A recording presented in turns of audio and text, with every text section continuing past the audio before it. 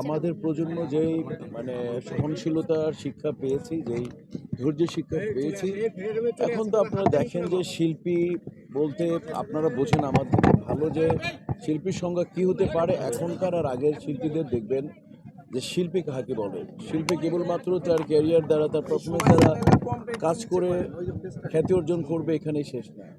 একটা শিল্পীকে শিল্পী থাকতে হলে প্রবীর মিত্রর কাছ থেকে শিখেছি, একটা শিল্পীকে একটা শিল্পী হিসেবে পরিচয় বহন করতে হলে কালকে জন্ম থেকে মৃত্যু অবধি সেটাকে বহন করতে হবে। প্রবীর মিত্র সাহেব, আমি সবসময় উদাহরণ দেই যে অনিয়ন্ত্রিত লাইফ আমাদের জীবন থেকে, আমাদের ফিল্ম ইন্ডাস্ট্রি থেকে অনেক বড় বড় মহাতারকাকে ছিনিয়ে নিয়েছে কেবলমাত্র অনিয়ন্ত্রিত লাইফ। এবং তখন আমি এক্সাম্পল দিই যে প্রবীরদা, আমার প্রবীরদা, আমাদের প্রবীরদা, আমাদের ইন্ডাস্ট্রি প্রবীরদা। জনক ঘটনা যে অঞ্জনা আন্টির একদিন পরেই প্রবীর মিত্র মামা চলে গেলেন। হয়তোবা ওনারাও জানতেন না যে একদিন আগে পরেই দুইজনে চলে যাবেন, এই জিনিসটা হয়তো ওনারাও জানতেন না। তো খারাপ লাগছে অনেক, তবে কিছু করার নাই। আল্লাহর উপরে তো আর হাত নাই কারো, আল্লাহর ইচ্ছাই সব কিছু। আল্লাহ তাআলা যা চেয়েছেন তাই হয়েছে। একটাই বলবো যে ওনারা ভেস্ত নসিব হোক, আল্লাহ যেন ওনাদেরকে ভেস্ত নসিব করেন, এইটাই। আর আপনারা সবাই দোয়া করুন। কখনোই পূরণ হয় না। দাদাদের শূন্যতা পূরণ করার মতো সেই যোগ্যতাই তো আমরা অর্জন করতে পারিনি। এত এত চরিত্র অভিনয় করেছেন, যেই চরিত্রগুলি ওনারা নেই বলে এখন সৃষ্টি হচ্ছে না। ওই চরিত্র লিখলে তো আমি অভিনয় করতে পারবো না সেই চরিত্রে, কারণ আমি কিছুই জানি না। তো স্মৃতি তো অনেক, ওনারা কীভাবে অভিনয় করতো ওনাদের সামনে থেকে দেখেছি। আমরা ভুল করলে আমাদেরকে শিখিয়েছেন, এখন আর কেউ শিখাবে না।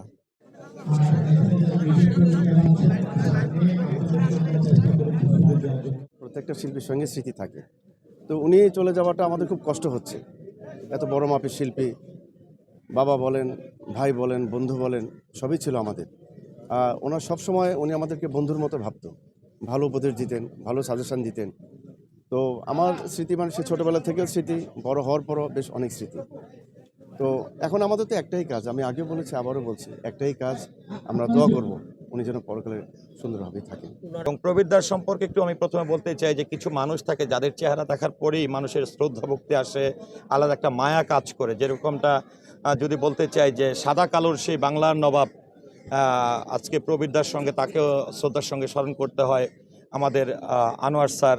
তার পরবর্তীতে যদি রঙিন নবাব যদি বলা হয়, বাংলার নবাব সিরাজউদ্দৌলা বলা হয়, যার অভিনয় দেখে আমি অনেক কেঁদেছি। তো এক সময় চলচ্চিত্রে আসার আগে কেঁদেছি ওনার অভিনয় দেখে, সেই নবাব সিরাজউদ্দৌলার চরিত্রে অভিনয় দেখে। এবার কেঁদেছি ওনাকে বিদায় দিয়ে। এত বড় একটা সম্মাননা দেওয়ার জন্য উনি আসলে একজন প্রাপ্য, এই সেন্সে আমি বলবো যে উনি সবসময় একজন সরল মনের মানুষ ছিল এবং চাইতো যে সবার সাথে মিশে একটা সুন্দর পরিবেশে উনি কাজ করে যাবেন, এবং উনি সবসময় সুন্দর স্বপ্নই দেখতো।